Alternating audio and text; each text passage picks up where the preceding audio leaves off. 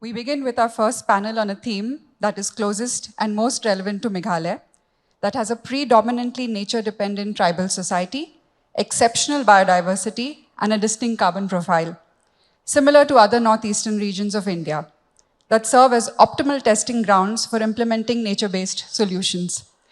Nature-based solutions are increasingly being recognized, like we've all heard, as a vital strategy for addressing the impacts of climate change, protecting ecosystems, and conserving biodiversity, playing a crucial role in strengthening the resilience of both landscapes and communities. This panel on scaling nature-based solutions for synergizing biodiversity and climate action will discuss the significance of these solutions and how they could be prioritized in global policy discussions.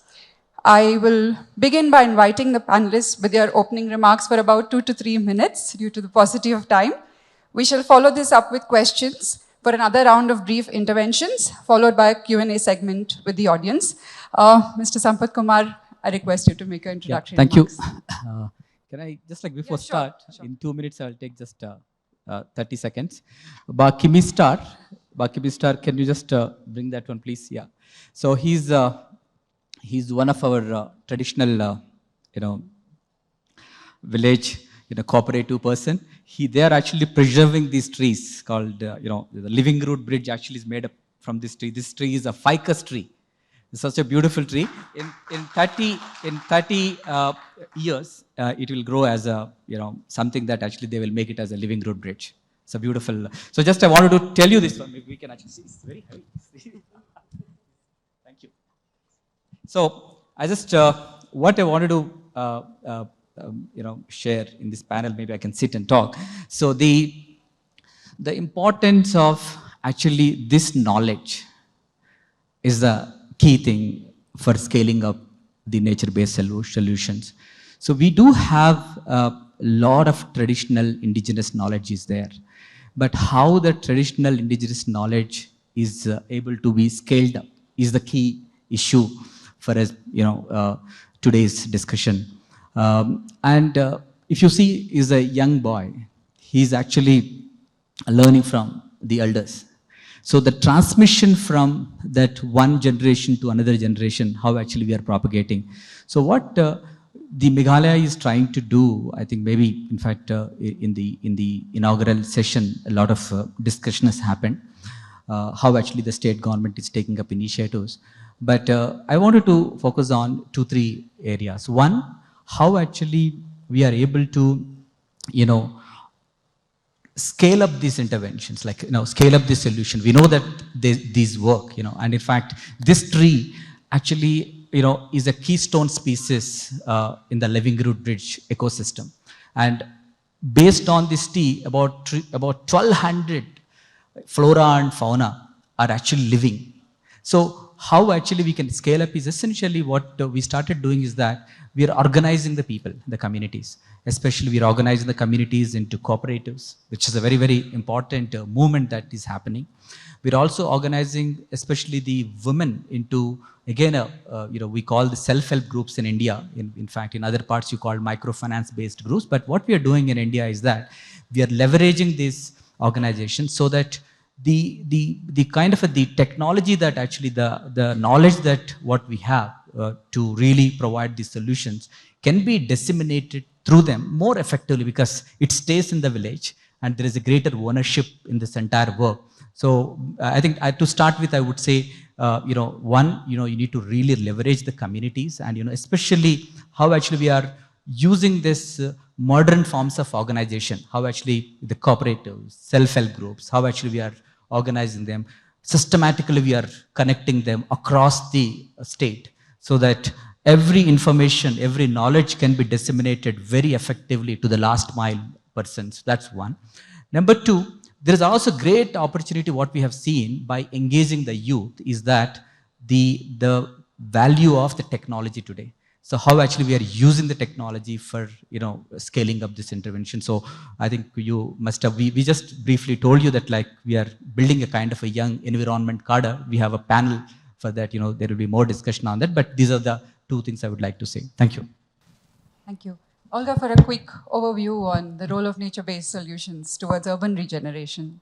Yes, thank you very much. It's wonderful to be here and to see that this topic is at the forefront of the agenda.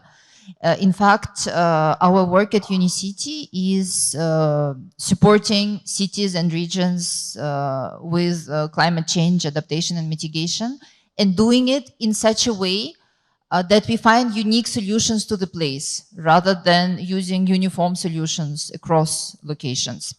And in fact, when it comes to nature-based solutions, we've been at the forefront of this because already in 2014-15, this was our approach. And at that time, it was not so much on the international agenda as yet. At that time, projects that were most popular were heavy engineering solutions. For example, if you're facing floods with the increased and more intense rainfalls as it happens due to climate change, then typically you would look into where to put a dam or where to put pumping stations to pump water out, or sometimes put a protective wall so that water doesn't flood an area of your city, for example. And so the weakness of these solutions when you jump at them immediately is that they tend to be your capital sinks, because such engineering solutions are extremely costly and they don't generate any co-benefits. If you put a pumping station, it will only pump your water out. It will not do anything else. Now, when you look at nature-based solutions, say, for example, we want to solve a flood issue, and we look into how we can activate our natural ecosystems, blue ecosystems, green ecosystems, in such a way that they absorb the water when it comes during monsoon, for example, where rainfalls are the most intense, then not only we solve the flood issue, but we also create beautiful spaces. I'm sure you've heard, for example, of China's program. At some point it was very popular, the sponge cities, as they called it, where you would look at parks, which are dry parks, when rainfalls are not happening, but when rainfalls are happening, it's organized in such a way that you can still walk, there are paths, but there is water under you. So parks are utilized, it creates recreational places for citizens, it increases your health benefits because you have cleaner air due to these places, it mitigates heat, especially inside cities, it becomes very critical because the less tree shading cover you're having, the less comfortable the city is at certain temperature. So Meghalaya is very lucky to have a mild climate, but even in such places in some countries where I worked, heat island effect or specific temperature in densely built areas becomes unbearable. So it's very important to really look into how nature-based solutions can really solve several problems at once. So this is a very critical point here. And I guess to conclude my opening remarks, I would say that it's very important to work in layers. It's not that engineering solutions are a no-go area, but it's very important to put them after nature-based solutions, because you can solve with nature at a much bigger scale, in a much softer way, with less capital, and many more co-benefits. And then you will find that in some areas you still need to top up with engineering solutions. And then your capital is going spent in a very wise manner, because you really put it where things are most needed after you've already tried addressing it with much more holistic approaches. Since we're running short of time, may I also check on a follow-up question with you? If you could quickly tell us, what can cities do to actually implement nature-based solutions in the process of development? Right. So cities is our area of expertise, because mostly we work with helping cities adapt to climate change and mitigate climate change. And here I'd like to give the example of a city we recently worked with, which I feel is very similar to Shillong. This is the city of Baguio in the Philippines. And this city is also a hill station, a very popular tourist destination, very hilly area, very prone to floods and flood or rainfall-induced landslides. So when we looked at this city and our focus was on supporting the city in mitigating these challenges, we didn't jump into only looking how we can address floods and landslides. And they also have some other issues such as forest fires, sinkholes, etc. We actually looked at what makes the city not optimally comfortable, both for citizens and for visitors. And we realized that traffic and pollution, traffic-related pollution, are extremely intense because everyone, the citizens and the visitors, tend to go to one or two specific places in the core center. So this creates a lot of congestion. There is more and more built up coming in this area to accommodate for demand. And therefore, there is more flooding happening because the soil is no longer able to absorb the water. So what we saw as a very optimal solution for the city was to create several nature-based attraction hubs in different areas of the city so that you offload the pressure on the city center, so people start going in different directions. And there are wonderful opportunities of vertical parks, recreational areas which people can enjoy. So you offload the traffic and you work on a better public transportation. So this way, people move in a more comfortable way. You reduce pollution. You mitigate floods and landslides in most critical areas. So there is a very special, process, scientific process you have to go through with using satellite data, doing climate change projections. So of course, all of that was done. So we were very clear with maps on which areas are most vulnerable. And we looked into how we can transform them into opportunities for the city, how we can create hubs of attraction in these places and ease the traffic. So in that way, nature-based solutions become part of creating a whole identity of a place where people now want to stay as citizens, they want to come and visit, and they have a comfortable experience. So I think this is the beauty of nature-based solutions. You can do so much more than just addressing one issue at once. Thank you. Thanks, Olga. So we'll come and hear about a rural perspective from Judith about her work in rural areas. Thank you. Indeed, it's an honor and a pleasure to be here. And when you talk about nature-based solutions with the regard, or rather with the perspective from rural areas and with a major bias towards smallholder farmers who are mainly the most affected. You see, normally the world's most vulnerable are usually the highest affected. And when we talk about nature-based solutions, it means we're looking at holistically addressing the issues around climate change, and again, sustainably, in a way that we're able to sustain this into the future. And when we talk about nature-based solutions, and especially in the work that I do, we work a lot around helping poor farmers achieve food security. And this is because for these farmers, their dietary diversity is dependent on the crops they grow, the livestock they rear, and therefore for either the household, for the household's dietary diversity, again, goes back to what they're able to do. And if they're able to sustain their production and they're able to do production holistically, they're able to maintain their soils, they're able to be able to get seed, they're able to grow their food, and not just during season, but food production that is able to sustain them in and out of season. So while the limit, while we work on this to limit the impact of natural disasters, for instance, when there's flooding or drought, or like we're just coming out of a prolonged drought in the Eastern Horn of Africa.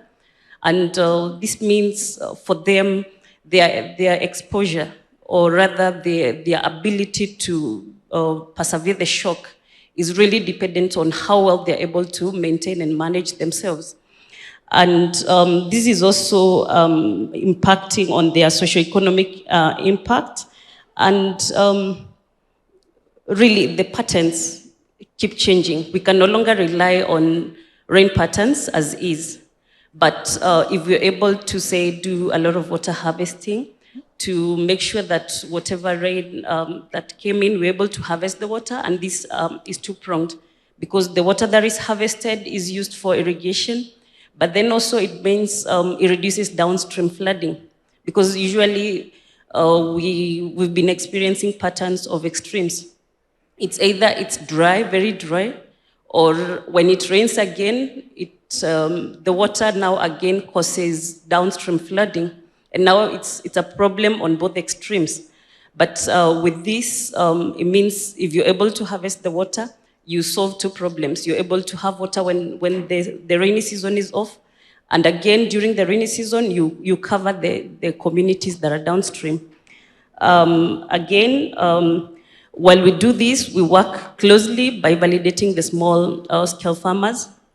And in this instance, because they're the people that understand where they come from, they're the people who understand their soils, they're the people who understand their seed systems, they're the people who understand what they're able to do best. So we validate them and work very closely with them to make sure that, again, we are working within their systems, we are working within their food preferences, and we are working within what they know as a society.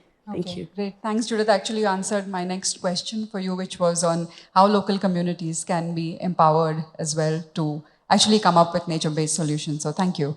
Mr. Rajesh, I come to you. Could you tell us more about the ecosystem-based approaches that you have initiated, and specifically to do with the role of state governments in implementing nature-based solutions? Thank you very much. First of all, very good afternoon to all of you from the state of Arunachal Pradesh. I represent the state of Arunachal Pradesh here. And thank you also for this opportunity. So when it comes to nature-based solutions, perhaps this is a region where we rather have to discuss this matter, as the Honorable Chief Minister highlighted in the very beginning. Biodiversity, people, and climate action, they have to go together hand by hand. And this discussion is having a lot of meaning to the times forward. And when it comes to climate action, as like any part of the world, our region is also not free from the impacts of climate change.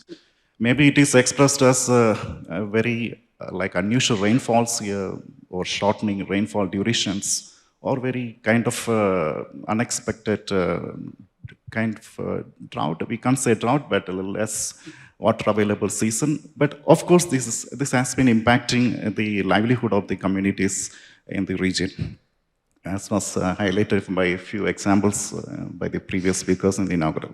And the case is same in the state of Arunachal Pradesh as well. So to respond to these climate changes, the state has pioneered in the country by following the national policies on climate action to decide to go for a state-level declaration on climate change. So we have adopted a declaration, rather a subnational declaration on climate change called the Parquet Declaration, with the 75 cross-cutting strategies to respond to climate change. So these strategies are available online, so now there is not much time to describe them quickly, so I will skip that. But the strategies are cutting across the different sections of livelihood options like agriculture, animal husbandry, veterinary, fishery, which are very relevant to the landscapes in the region.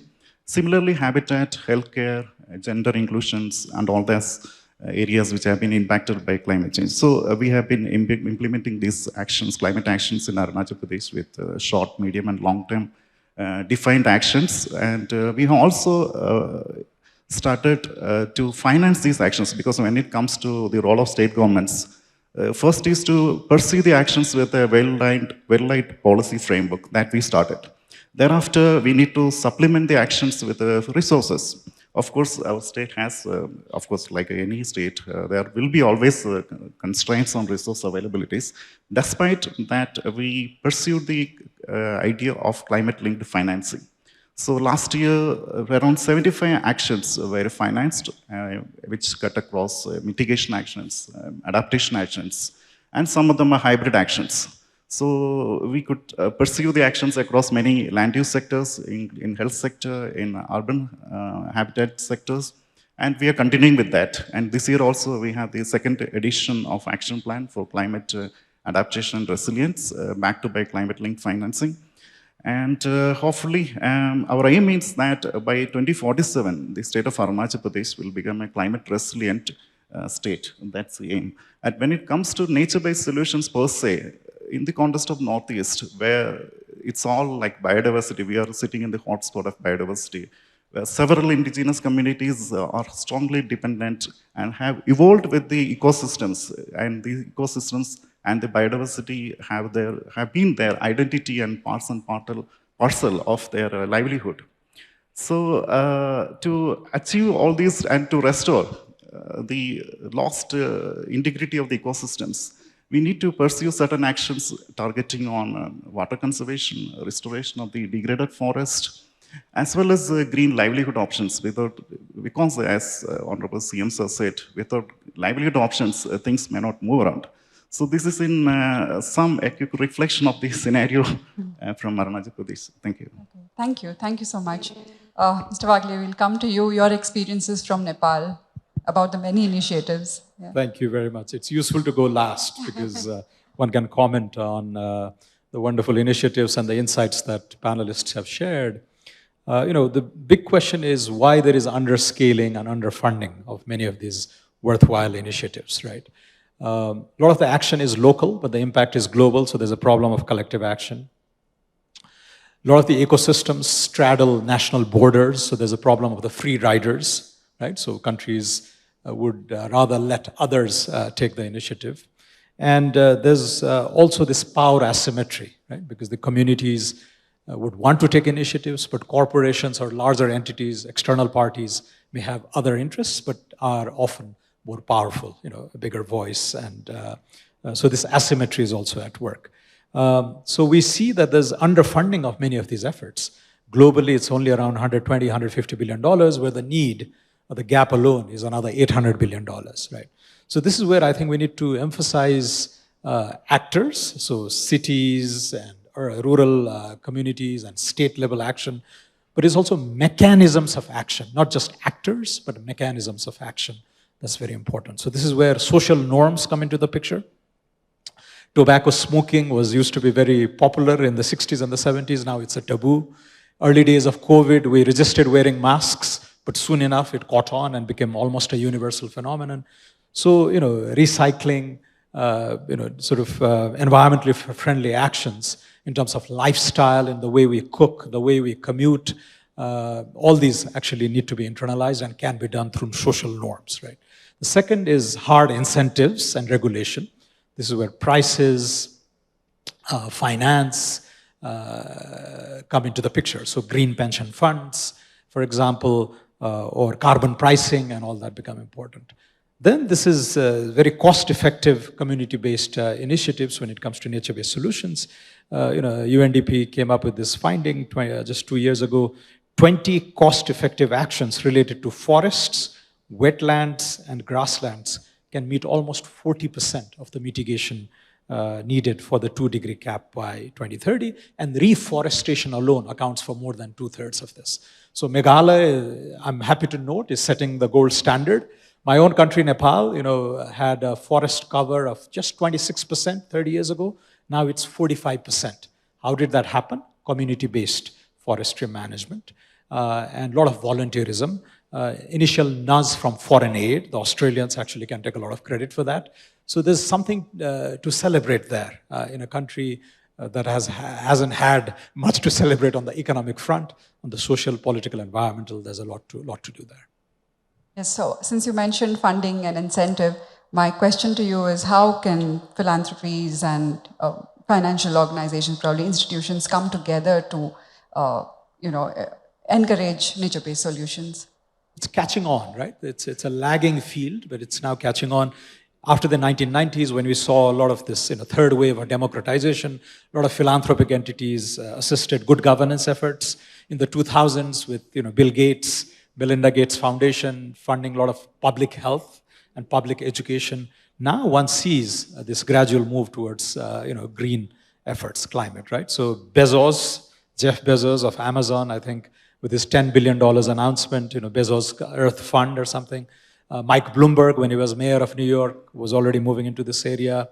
the late Steve Jobs and his widow, Mrs. Powell Jobs, also have given $4 billion. So there's a lot of efforts that is worth emulating, but these need a combined effort. So multilaterals coming in, philanthropies coming in, private sector drawn in. So just last week, I was very encouraged to see this press release from the GEF, Global Environmental Facility, where they talk about a game-changing global biodiversity framework fund to protect, restore, and ensure the sustainable use of nature, right?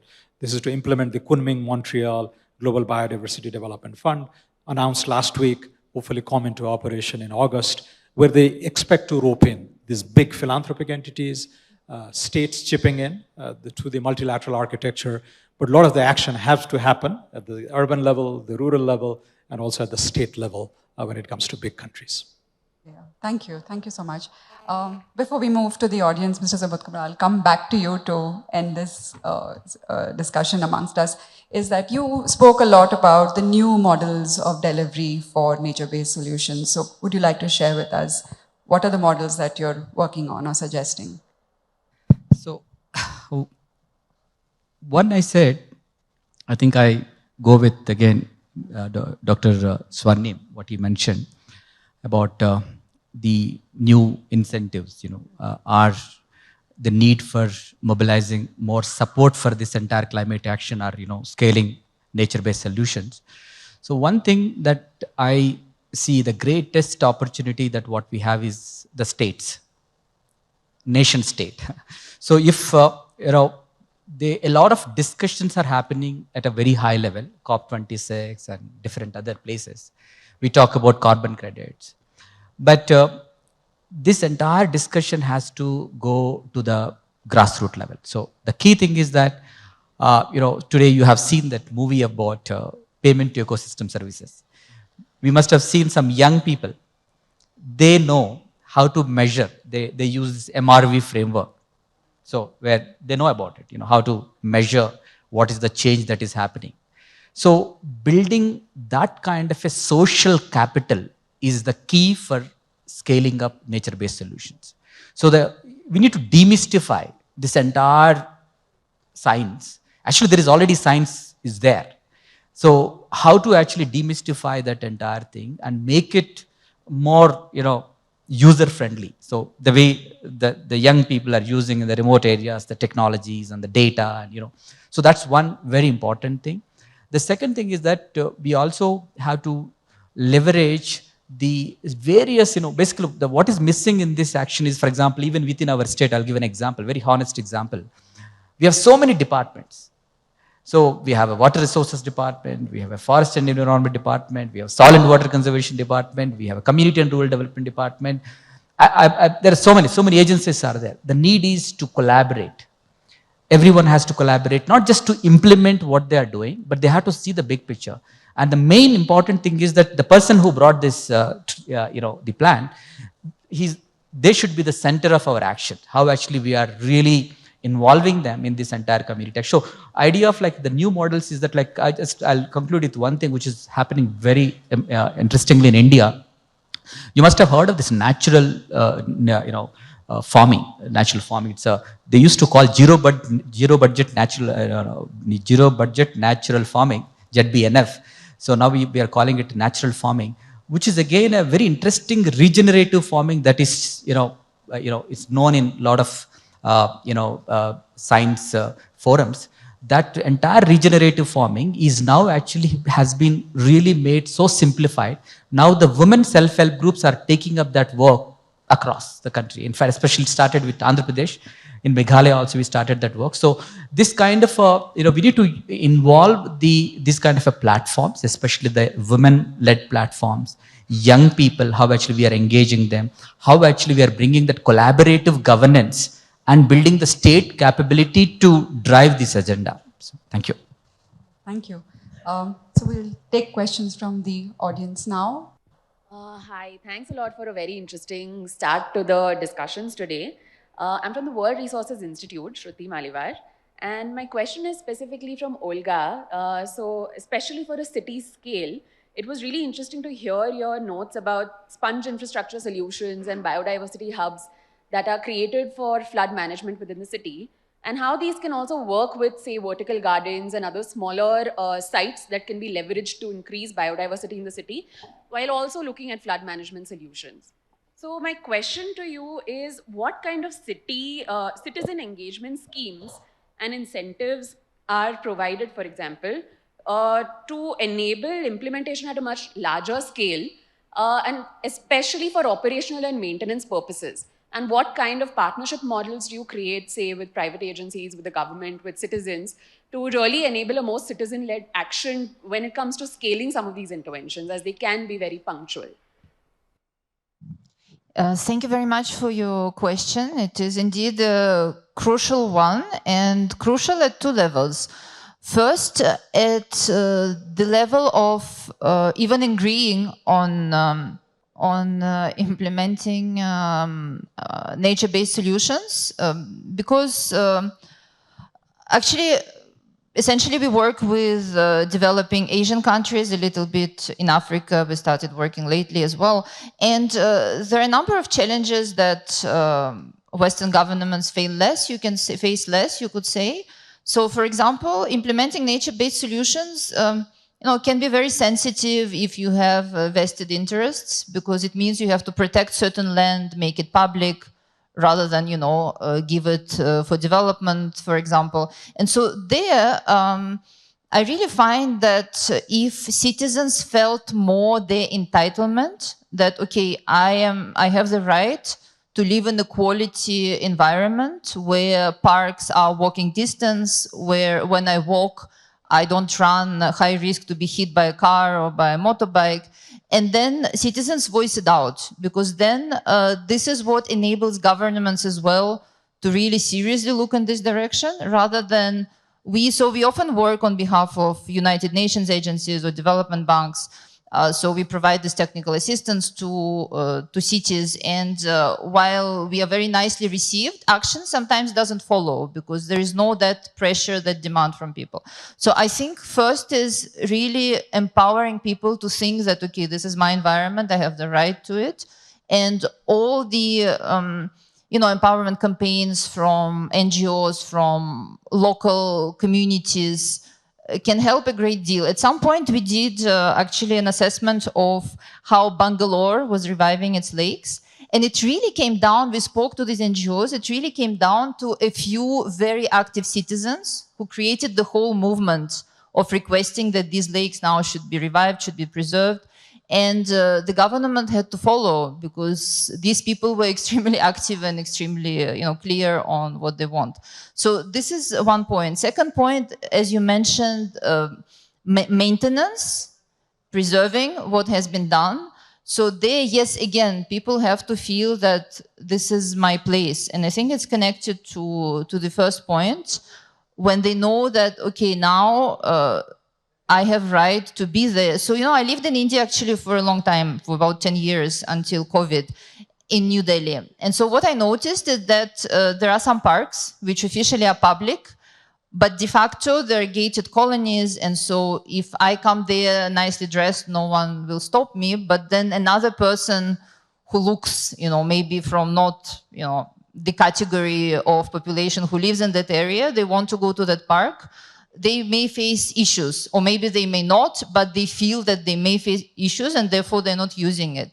So I think that kind of a social acceptance that if the better the overall city, the better everyone is, no matter which social level you are at, that kind of an awareness can also help a lot for people to feel that this is my place and therefore I will take care of it, because it's not someone else's, it's mine.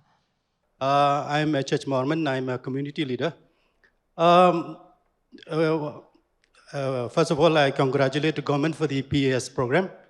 But my question is, there is no, the aspect of the traditional knowledge, is not in the scheme of things. So, the indigenous knowledge is being ignored. In fact, the very fact that you have the forest till today is because of the indigenous knowledge. So, that is the question. Where is the indigenous knowledge? And the second question is with regard to the natural farming. By default, our traditional farming system is natural farming. So the question is, why are not we promoting our own indigenous farming system? Thank you. So that's a beautiful question. This is the same thing that I would like to say about how actually we can scale the nature-based solution. First, to scale up the nature-based solutions, we do have. The first thing is that, and there is so much, this knowledge is there, especially with the indigenous communities, and especially with the farmers. So that's where this entire effort should go on. So when you are asking about this one, this is where the solutions, for example, this is where we need to bring a little bit of the science, along with the indigenous knowledge. So how actually we can, for example, this particular living root bridge work. So when we started this conservation, this project,